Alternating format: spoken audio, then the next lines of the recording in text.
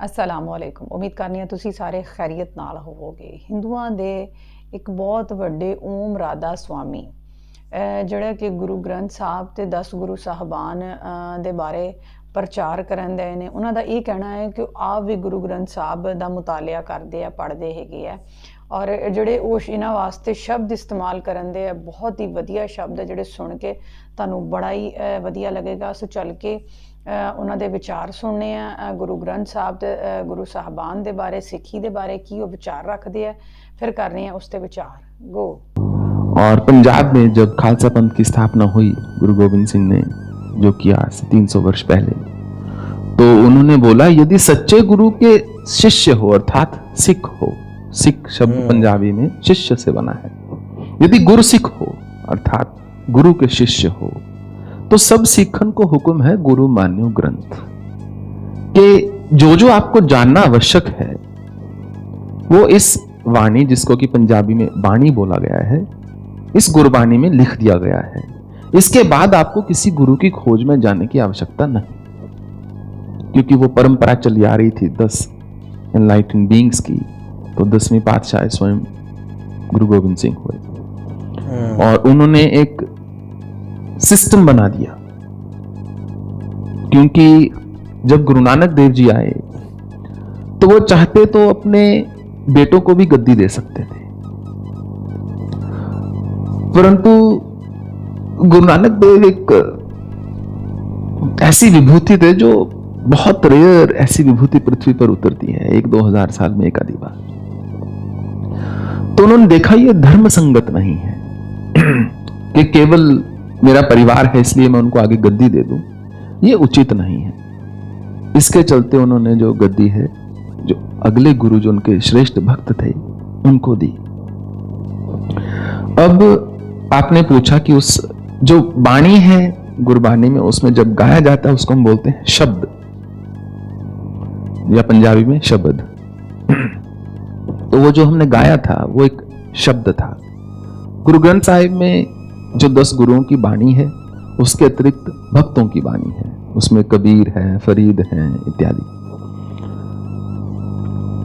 जो मांगे ठाकुर अपने दे, सोई सोई देवे।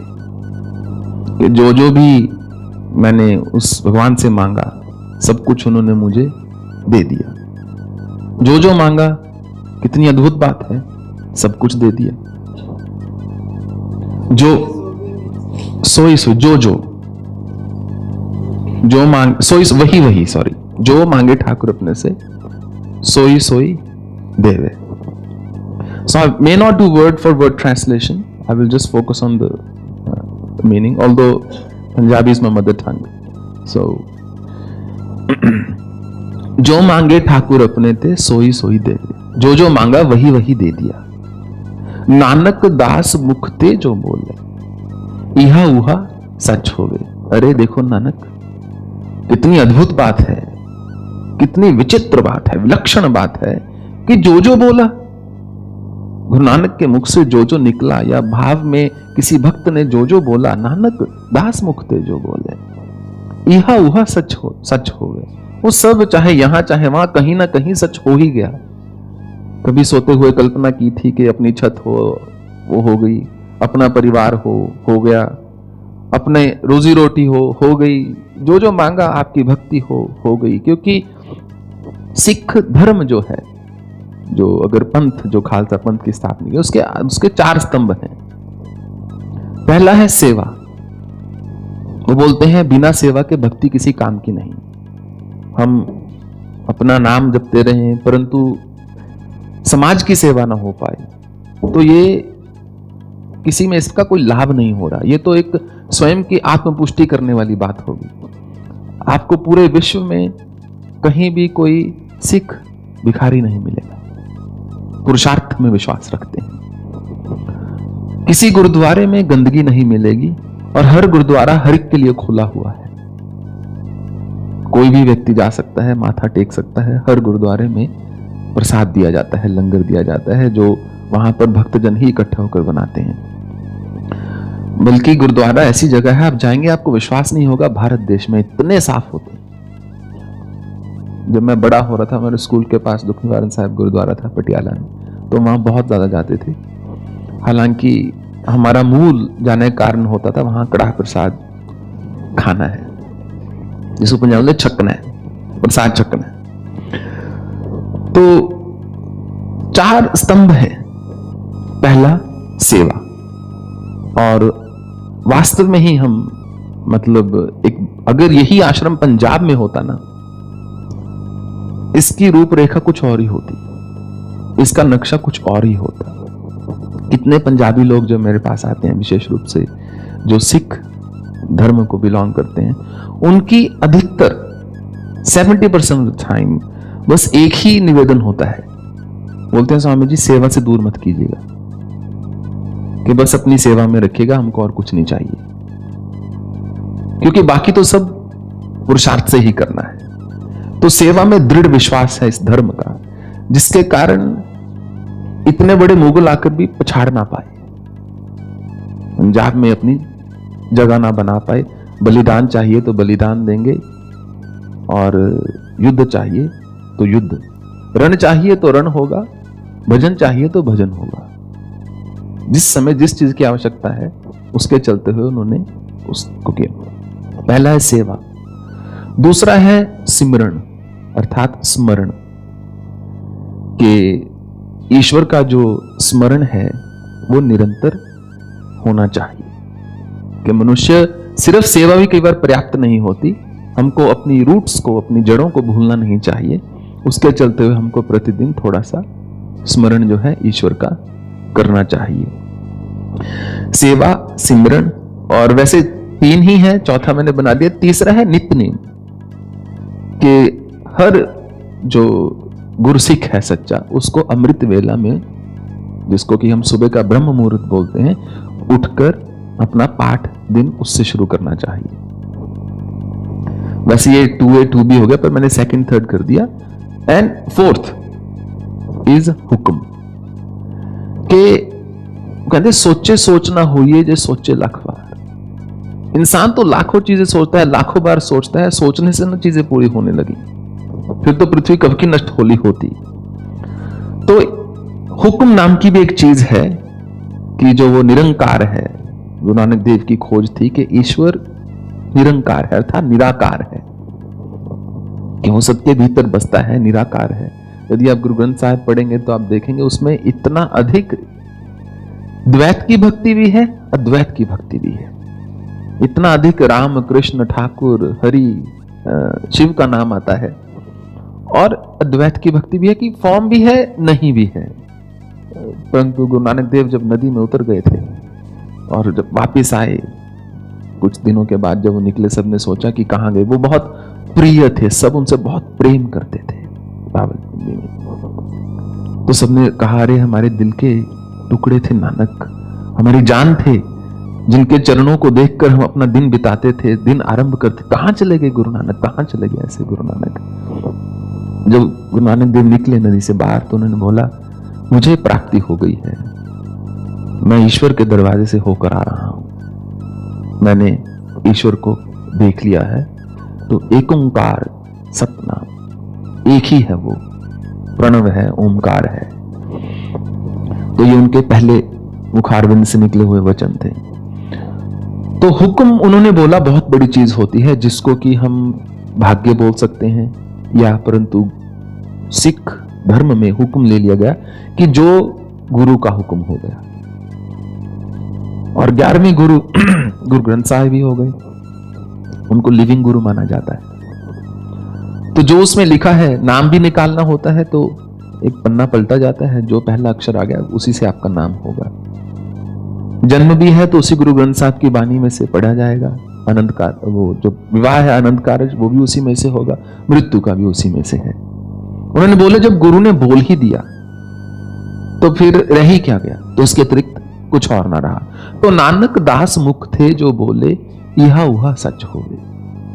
कि कमाल हो गई, मैंने तो ना जाने अपने बालकपन में क्या क्या इच्छाएं व्यक्त कर दी, वो ईश्वर इतना दयाल, उसने सब इच्छाएं मेरी पूरी कर दी। चतुर दिशा की नो बल अपना, सिर ऊपर कर तारे।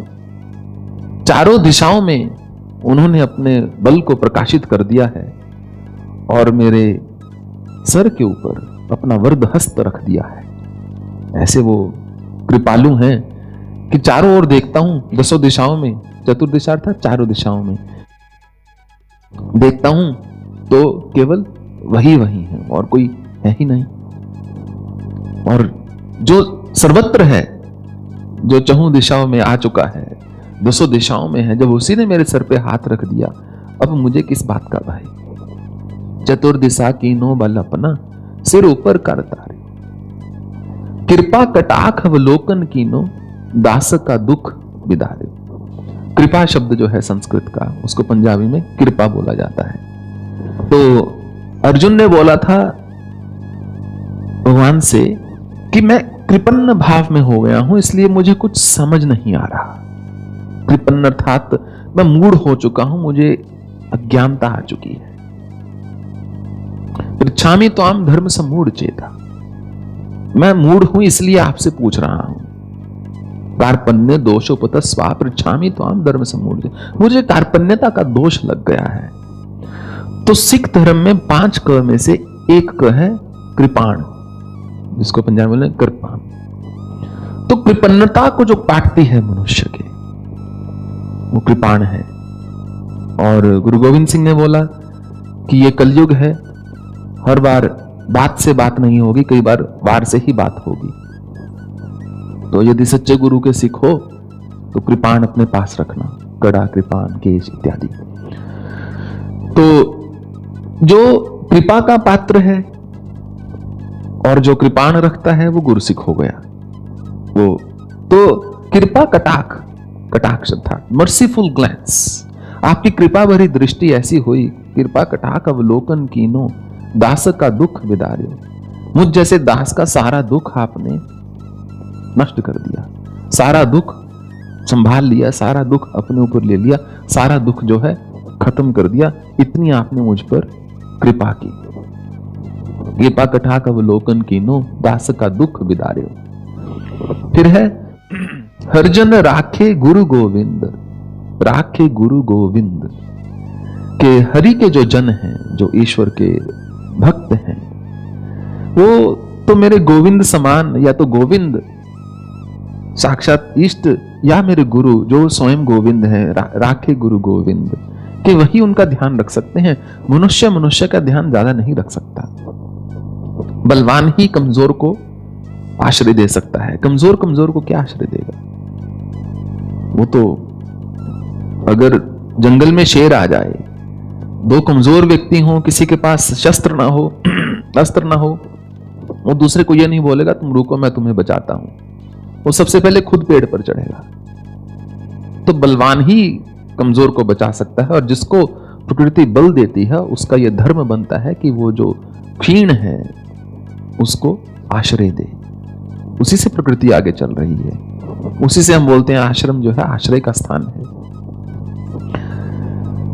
हरजन राखे गुरु गोविंद, राखे गुरु गोविंद, कंठ लाए अवगुण सब मेटे, दयाल पुरुष बख्शिंद। ऐसे इतने दयाल हैं वो दयाल पुरुष, परम पुरुष जो हैं, पुरुषोत्तम हैं, जो निरंकार हैं, जो ईश्वर हैं, जो मेरे गुरु हैं, इतने दयाल हैं। कंठ लाए अवगुण सब मेटे, मुझ नीच को उन्होंने उठाकर मेरे सारे अवगुण दूर कर दिए, मुझे एम्ब्रेस कर लिया, मुझे अपने हृदय से लगा लिया, मुझे अपने कंठ से लगा लिया। कंठ लाए अवगुण सब मेटे, दयाल पुरुष बख्शिंद, क्योंकि वो दयाल पुरुष हैं, कृपा करना उनका स्वभाव है, दया करना, करुणा दिखाना उनका स्वभाव है। तो उसके बाद जो मांगे ठाकुर अपने दे। और सबसे सुंदर बात जानते क्या है इसमें? तो आप देखिए 6 लाइनें हैं, जबकि गुरु ग्रंथ साहब के ओम राधा स्वामी ਦੇ ਵਿਚਾਰ ਜਿਹੜੇ ਸੀਗੇ ਸਿੱਖੀ ਬਾਰੇ, ਗੁਰੂ ਗ੍ਰੰਥ ਸਾਹਿਬ ਬਾਰੇ ਤੇ 10 ਗੁਰੂ ਸਾਹਿਬਾਨ ਦੇ ਬਾਰੇ ਬੜੇ ਹੀ ਵਧੀਆ ਸੀਗੇ। ਇਹ ਉਹ ਵਿਚਾਰ ਸੀਗੇ ਜਿਹੜੇ ਕਿ ਦਿਲਾਂ ਨੂੰ ਜੋੜਨੇ ਦਾ ਕੰਮ ਕਰਦੇ ਹੈਗੇ ਆ, ਆਪਸੀ ਮੁਹੱਬਤਾਂ ਵਧਾਉਣ ਦਾ ਕੰਮ ਕਰਦੇ ਹੈਗੇ, ਨਫ਼ਰਤਾਂ ਘਟਾਉਣ ਦਾ ਕੰਮ ਕਰਦੇ ਆ। ਇਸ ਤਰ੍ਹਾਂ ਦੇ ਜਿਹੜੇ ਪ੍ਰਚਾਰਕ ਹੈ, ਜਿਹੜੇ ਆਲਮ ਹੈ, ਜਿਹੜੇ ਪੰਡਤ ਹੈ, ਸੰਤ ਹੈ, ਉਹ ਹਰ ਮਜ਼ਹਬ 'ਚ ਹੋਣੇ ਚਾਹੀਦੇ ਹੈਗੇ। ਅਗਰ ਇਸ ਤਰ੍ਹਾਂ ਆਈ ਹਰ ਜਿਹੜਾ ਧਰਮ ਦਾ ਮੰਨਣੇ ਵਾਲਾ ਹੈ ਜਾਂ ਧਰਮ ਨੂੰ ਜਿਹੜਾ ਉਸ ਦਾ ਤਰਜਮਾਨੀ ਕਰਦਾ ਹੈਗਾ ਵੈ ਮਾਸ਼ਰੇ ਦੇ ਉੱਤੇ, ਅਗਰ ਉਹ ਇਸੇ ਤਰ੍ਹਾਂ ਦੂਸਰੇ ਧਰਮਾਂ ਦੀਆਂ ਚੰਗੀਆਂ ਗੱਲਾਂ ਬਿਆਨ ਕਰਨ ਤੇ ਜਿਹੜੀਆਂ ਆਪਸੀ ਨਫ਼ਰਤਾਂ ਇਹ ਖਤਮ ਹੋ ਜਾਣ, ਕਿਉਂਕਿ ਹਰ ਧਰਮ ਦਾ ਜਿਹੜਾ ਅਸਲ ਮਕਸਦ ਹੈ ਨਾ ਉਹ ਰੱਬ ਦੀ ਜ਼ਾਤ ਨਾਲ ਜੋੜਨਾ ਹੈ, ਚੰਗੇ ਕੰਮਾਂ ਵੱਲ ਲੈ ਕੇ ਜਾਣਾ ਹੈਗਾ ਵੈ, ਬੁਰਾਈ ਨੂੰ ਖਤਮ ਕਰਨਾ ਹੈ। ਕੋਈ ਵੀ ਧਰਮ ਐਸਾ ਨਹੀਂ ਹੈ ਜਿਹੜਾ ਕਿ ਬੁਰਾਈ ਦੀ ਤਲਕੀਨ ਕਰਦਾ ਹੋਵੇ, ਲੜਾਈ ਇਹਨੂੰ ਤੇ ਜ਼ੋਰ ਦਿੰਦਾ ਹੋਵੇ ਜਾਂ ਨਫ਼ਰਤਾਂ ਪਾਉਣ ਦਾ ਕੰਮ ਕਰਦਾ ਹੋਵੇ ਜਾਂ ਦੂਸਰਿਆਂ ਨੂੰ ਮੰਦਾ ਚੰਗਾ ਕਹਿਣ ਦੇ ਬਾਰੇ ਦੱਸਦਾ ਹੋਵੇ। ਹਰ ਧਰਮ ਦਾ ਜਿਹੜਾ ਮੇਨ ਮਕਸਦ ਹੈ ਇੱਕ ਹੀ ਚੀਜ਼ ਤੇ ਫੋਕਸ ਹੁੰਦਾ ਕਿ ਇਨਸਾਨੀਅਤ ਨੂੰ ਅਹਿਮੀਅਤ ਦਿੱਤੀ ਜਾਵੇ, ਅੱਜ ਦੀ ਇਨਕਸਾਰੀ ਪੈਦਾ ਕੀਤੀ ਜਾਵੇ ਔਰ ਰੱਬ ਦੀ ਖੁਸ਼ੀ ਹਾਸਲ ਕਰਨੇ ਦੀ ਕੋਸ਼ਿਸ਼ ਕੀਤੀ ਜਾਵੇ।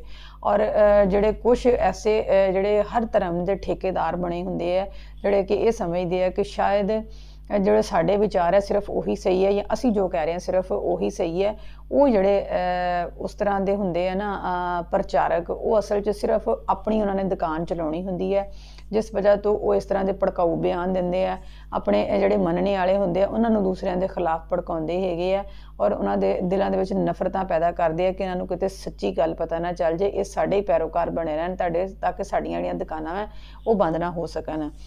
ਬਾਕੀ ਜਿਹੜੇ ਰਾਧਾ ਓਮ ਸਵਾਮੀ ਦੇ ਵਿਚਾਰ ਸੀਗੇ ਬਹੁਤ ਵਧੀਆ ਸੀਗੇ ਵੀਰੋ, ਤੁਹਾਨੂੰ ਇਹ ਵਿਚਾਰ ਕਹਿੰਦੇ ਲੱਗੇ, ਤੁਹਾਡਾ ਕੀ ਰਾਏ ਰੱਖਦੇ ਜੇ ਉਹਨਾਂ ਦੇ ਵਿਚਾਰਾਂ ਦੇ ਬਾਰੇ ਕਮੈਂਟਾਂ ਵਿੱਚ ਲਾਜ਼ਮੀ ਦੱਸਿਓ। ਰੱਖਿਓ ਆਪਣਾ ਢੇਰ ਸਾਰਾ ਖਿਆਲ, ਮਿਲਾਂਗੇ ਅਗਲੀ ਵੀਡੀਓ ਦੇ ਨਾਲ। ਅੱਲਾ